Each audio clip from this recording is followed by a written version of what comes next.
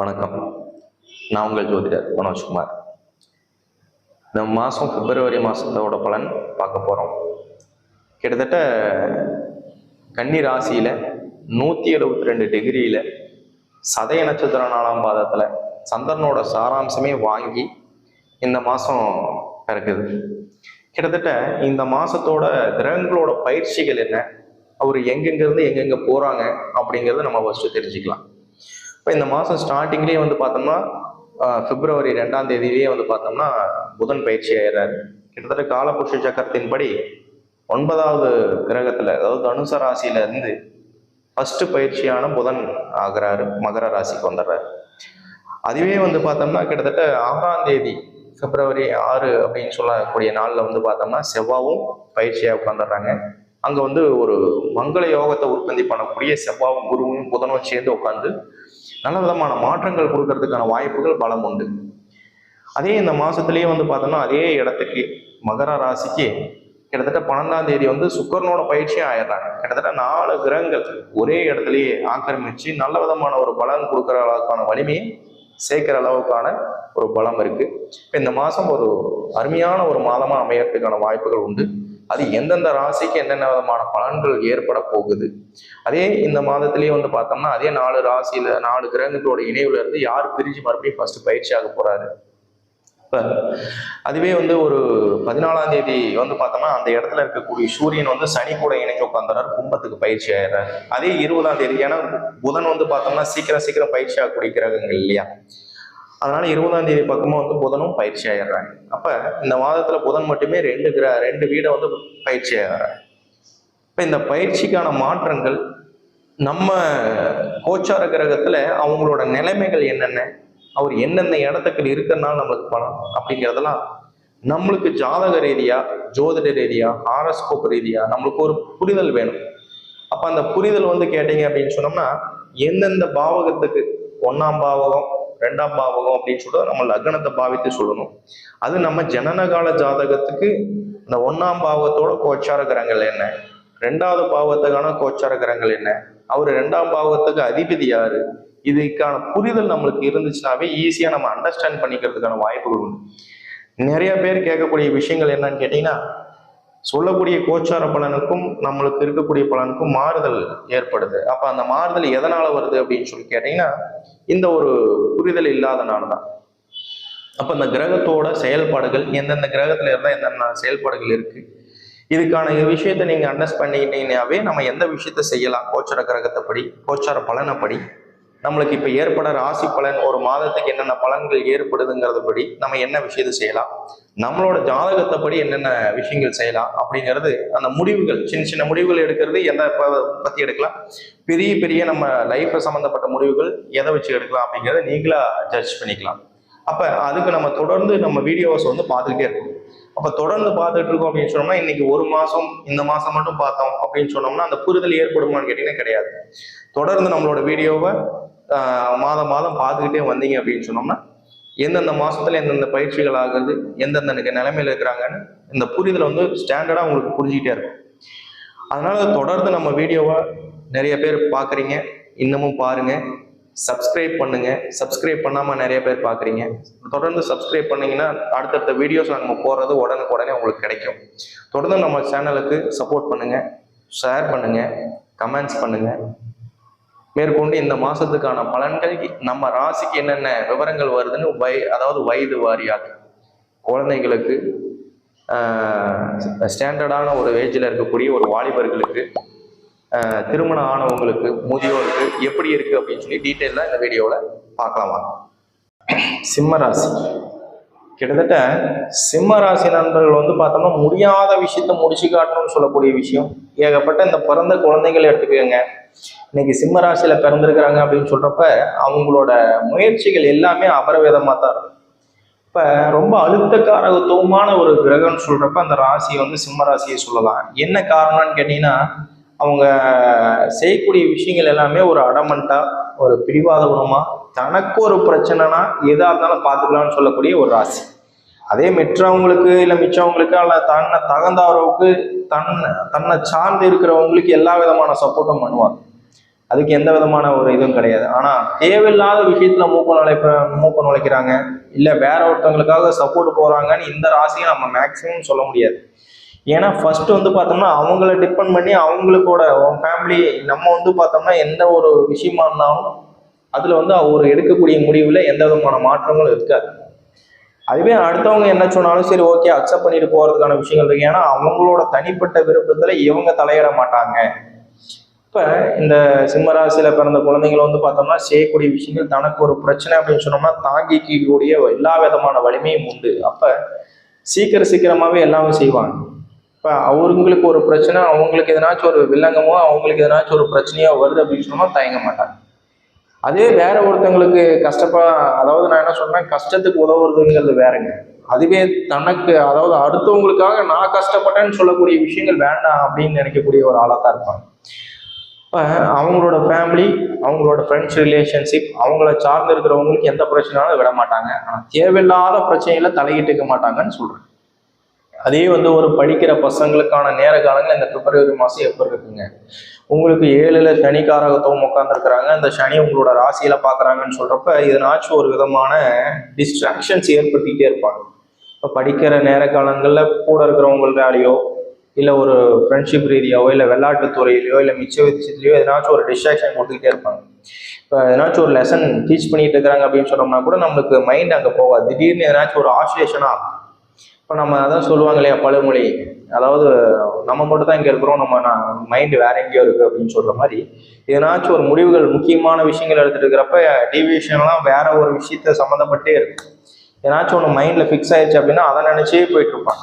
அப்போ அதில் வந்து பார்த்தோம்னா கொஞ்சம் டீவியேஷன்ஸ் ஏற்படும். அதை மட்டும் கொஞ்சம் சால்வ் பண்ணிக்கிட்டீங்க, அதை மட்டும் கொஞ்சம் பார்த்துக்கிட்டீங்க அப்படின்னு சொன்னோம்னா படிப்பு சார்ந்த விஷயத்தில் நிச்சயமாக உங்களுக்கு நல்ல விதமான மாற்றங்கள் உற்பத்தி பண்ணி கொடுத்தே தீரும்.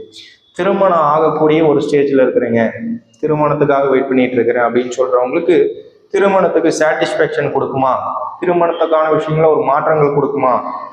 நிச்சயமா அதுக்கான மாற்றங்கள் கொடுக்கறதுக்கான வாய்ப்புகள், உங்களுக்கு பணம் சேர்த்து கொடுக்கறதுக்கான அமைவு 9ல் திரிகோண ஸ்தானத்துல உட்கார்ந்துருக்கிற குரு வந்து பார்த்தோம்னா உங்களோட ராசியை பார்க்கறதுனால நிச்சயமா அதுக்கான ஒரு வாய்ப்புகள் உண்டுங்க. சிம்ம ராசியில இருக்கிறவங்களுக்கு திருமண சார்ந்த விஷயத்துல ஆதாயம் இல்லாம கிடையாது.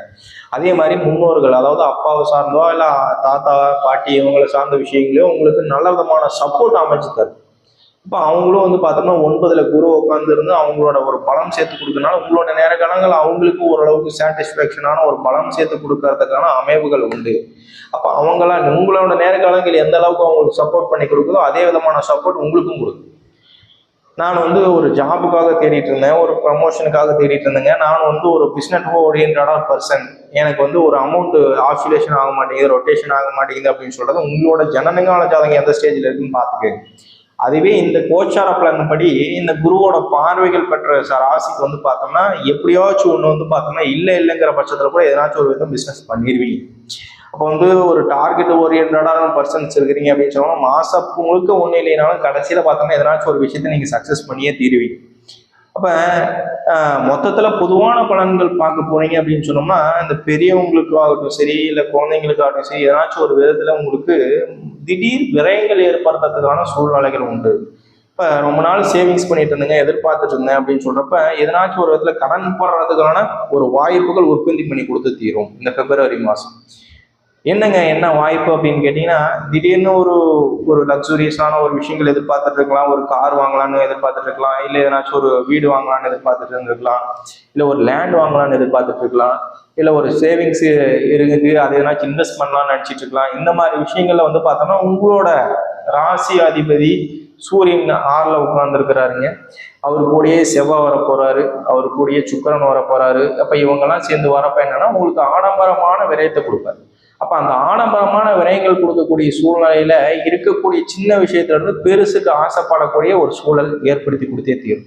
அப்ப அதை மட்டும் நீங்க மேக்சிமம் டிஸ்ட்ராக்ஷன்ஸ் ஆகாம ஓரளவுக்கு தெளிவான முடிவுகளா தெளிவான விஷயமா செய்யறது நம்ம ஃபியூச்சருக்கு சப்போர்ட் பண்ற மாதிரி, ஃபியூச்சருக்கு இது வந்து எதனால எந்த விதமான பாதிப்பு இல்லாத மாதிரி டிசிஷன்ஸ் மட்டும் மேக்சிமம் இந்த மாசம் எடுத்தீங்கன்னா இந்த மாசம் உங்களுக்கு சூப்பரான மாசமா அமையும். என்னோட பரிபூரண வாழ்த்துக்கள். நம்மளோட கஸ்டமர்ஸ் நிறைய பேர் வந்து பார்த்தோம்னா ஒரு ஜாதகம் பார்க்க வரப்போ வந்து பார்த்தோம்னா இண்டிவிஜுவலா ஒருத்தவங்களும் தனித்தனியா ஒரு ஜாதகத்தை பார்க்கணுமா, இல்லை மொத்தமா பார்த்தா போதுமா அப்படின்னு நிறைய பேர் வராங்க. ஒரு விஷயத்த நல்லா தெரிஞ்சுக்கணும். ஒருத்தரோட ஜாதகத்தோட சப்போர்ட் வந்து பார்த்தோம்னா இன்னொருத்தருக்கு ஒரு 90% கொடுத்துறாரு. அதுவே வந்து பார்த்தோம்னா தன்னோட ஜாதகம் அப்படின்னு சொல்றப்ப மேக்சிமம் அவங்களோட ஜாதகத்தோட வளம் வந்து அவங்களுக்கே அதிகமான வளம் கொடுக்கும். கிட்டத்தட்ட ஒரு பிறக்கிற ஜாதகத்தோட வலிமை வந்து கிட்டத்தட்ட ஒரு 13 வயசு வரைக்கும் அவங்களோட சுய சிந்தனையில எந்த வேலைகளும் செய்ய மாட்டாங்க. இப்போ அவங்க வந்து ஒருத்தங்களை டிபெண்ட் பண்ணியே இருப்பாங்க.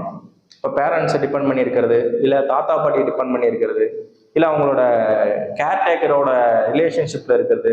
அப்போ அவங்க சொல்ற விஷயத்தான் அவங்க மேக்சிமம் செய்ய முடியும். இப்போ அவங்களாம் வந்து சொல்ற ஸ்கூல்ல படிக்க முடியும், சொல்ற டெஸ்டர்ஸ் எடுக்க முடியும், சொல்ற மாதிரி அவங்க இருக்கணும், சொல்ற ஃபுட் எடுத்துக்கணும். அப்போ அவங்க சொல்றதுக்கு தகுந்த மாதிரி செய்யணும். அப்போ வந்து பார்த்தோம்னா அவங்களோட பலன், அவங்களோட நேர காலங்கள் யாருக்கு பாதிக்கும்னா அவங்கள சார்ந்து இருக்கிறவங்களுக்கு பாதிக்கும்னு சொல்லலாம். அதுவே அவங்க ஒரு செல்ஃபா அவங்களா ஒரு டிசிஷன், எனக்கு இதுதான் சரியா இருக்கும், இந்த கோர்ஸ் தான் எடுப்பேன், இந்த மாதிரி ஸ்டடிஸ் தான் பண்ணுவேன், இந்த மாதிரி ட்ரெஸ்ஸஸ் தான் உடுத்துவேன், இந்த மாதிரி இடத்துல தான் இருப்பேன் அப்படின்னு சொல்லி தனக்குத்தான் எப்ப டிசிஷன் எடுக்க ஆரம்பிக்கிறாங்களோ அப்பையிலிருந்து அவங்களோட நேர காலங்கள் அவங்களுக்கு தான் மேக்சிமம் கேட்க போகுது. அப்போ ஒரு நம்ம ஃபேமிலியா இருக்கிறேங்க, அந்த ஃபேமிலியா இருக்கிறப்போ வந்து பார்த்தோம்னா எல்லாத்தோட ஜாதகம் செப்பரேட்டா பார்க்கணுமான்னு கேட்டீங்கன்னா பார்த்து தான் ஆகும். இப்போ அவங்களோட நேர காலங்கள் எப்படி இருக்கு, ஒய்ஃபோட நேர காலங்கள் எப்படி இருக்கு, இல்லை பசங்களோட நேர காலங்கள் எப்படி இருக்கு, அவங்களோட நேர காலங்களோட சப்போர்ட் ஒரு சில விஷயத்துக்கு நம்ம எடுத்துக்கலாமே தவிர இப்போ நம்மளோட டைம் வந்து மேக்சிமம் சரியில்லைங்க. இன்னைக்கு வந்து ஒரு விஷயம் நம்ம செய்ய போறோம், அந்த செய்யக்கூடிய விஷயம் நம்மளுக்கு வந்து ஒரு திடீர்னு ரொம்ப நாளாக எதிர்பார்த்து இருந்த விஷயம், ஒரு லேண்ட் வாங்க போறோம்.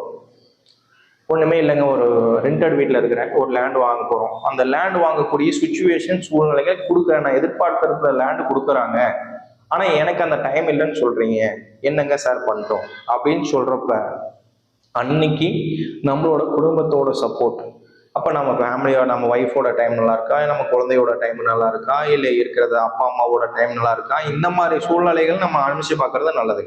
அப்போ ஒரு சில விஷயங்கள் எடுக்கிறப்ப தான் அதோட நேர காலங்கள் நம்மளுக்கு சப்போர்ட் பண்ணி கொடுக்குங்க. அதே வந்து பார்த்தோம்னா நிறைய பேர்த்தோட நேர காலங்கள் வந்து பார்த்தோம்னா ஏறு மாதிரியா இருக்கும். எல்லாத்துக்கும் வந்து ஒரு சில குடும்பத்துக்கு எல்லாத்துக்குமே 7 சனியாவே நடந்துட்டு இருக்கும். நான் பார்த்து நிறைய ஜாதகங்கள் நிறைய குடும்பத்துக்கு உண்டு. அப்போ ஒரு அப்பா அம்மாவுக்கு எல்லாத்துக்குமே 7 சனியா இருக்கும், ஒரு சிலருக்கு அஷ்டம் சனியா இருக்கும். அப்போ குடும்பமே சனியோட ஆதிக்கத்தை செலுத்திட்டு இருக்கும். அப்போ அப்படி இருக்கக்கூடிய நேர காலங்களும் நம்ம எதை செய்தோம்னாலும் பிரச்சனை தான். அப்ப எதை செய்தாலும் பிரச்சனை அப்படின்னு சொல்றப்ப அதுக்கு எதனாச்சும் ஒரு ஆல்டர்னேட்டிவான வழி செய்யணும் இல்லைங்களா? இப்ப தெரிஞ்ச ஒரு விஷயத்துல அப்புறம் போய் நம்ம இறங்க முடியாது. இப்ப அதுக்கு ஆல்டர்னேட்டிவான விஷயங்கள் என்ன இருக்குன்னு கேட்டீங்கன்னா, உங்களோட ஜனனகால ஜாதகத்துல எந்த விதமான மாற்றங்கள் செய்ய முடியும், அதுல எந்த விதமான முடிவுகள் எடுக்க முடியும். உதாரணத்துக்கு வந்து பார்த்தோம்னா ஒரு ரொம்ப பிரச்சனையா இருக்கு, டைம் சரியில்லை, என்னோட பிரச்சனைகள் வந்து தலைக்கு மீறின மாதிரி இருக்கு, இருந்தாலும் அந்த நேரத்துல ஒரு சொத்து பத்து வாங்கி போட சொல்றேன் அப்படின்னு சொல்றீங்க. என்னோட வெல்பிஷர் ஒருத்தர் இருக்கிறாங்க, அந்த வெல்விஷருக்கு வந்து பார்த்தோம்னா ரொம்ப தலையை முழுகக்கூடிய ஒரு டைம், அந்த மாதிரி டயத்துல வந்து பார்த்தோம்னா ஒரு லேண்ட் வாங்கி போடுங்கன்னு நான் சொன்னேன். அந்த லேண்ட் வாங்கி போடுங்கன்னு ஏன் சொல்றேன் அப்படின்னு சொன்னா, அவர் வந்து சர்வே பண்றதே ரொம்ப கஷ்டம். அந்த சர்வே பண்ணக்கூடிய விஷயத்துல இல்லை, எனக்கு எப்படிங்க லேண்ட் வாங்கி போட சொல்றீங்க, போடுங்க அப்படின்னு சொன்னேன். அவர் ஏதோ ஒன்று அங்கே இங்கேயும் இருக்கிற கடனோட சேர்த்து போராட்டி ஒரு பேலன்ஸ் பண்ணி போட்டாங்க. அதுக்கப்புறம் அவர் வந்து பார்த்தோம்னா அவர் என்ன வேணாலும் பண்ணிக்கங்க, என்னால் ஒரு ரூபா கூட கட்ட முடியாதுங்கிற ஸ்டேஜில் அவர் உட்காந்துட்டாரு. கடன் நாளைக்கு எந்த பதிலும் சொல்ல முடியல, எதுவுமே பண்ண முடியல, கிட்டத்தட்ட அப்ஸ்கேண்ட் ஆகிற சூழ்நிலையில் வந்துட்டார். அப்போ அவரோட நேர காலங்கள் கொஞ்சம் கொஞ்சமாக முடியுது. அப்போ முடிகிற பட்சத்தில் என்ன ஆகுது அப்படின்னு சொல்லி கேட்டிங்கன்னா, அன்னைக்கு ஒரு செக்யூரான ஒரு ஃபண்டிங் வந்து ஒரு லேண்ட் மேலே இருக்கு. அப்போ அப்போ வந்து பார்த்தோம்னா கொஞ்சம் கொஞ்சம் ரொட்டேஷன் ஆக ஆரம்பிச்சிருச்சு, அமௌண்ட் வர ஆரம்பிச்சிருச்சு.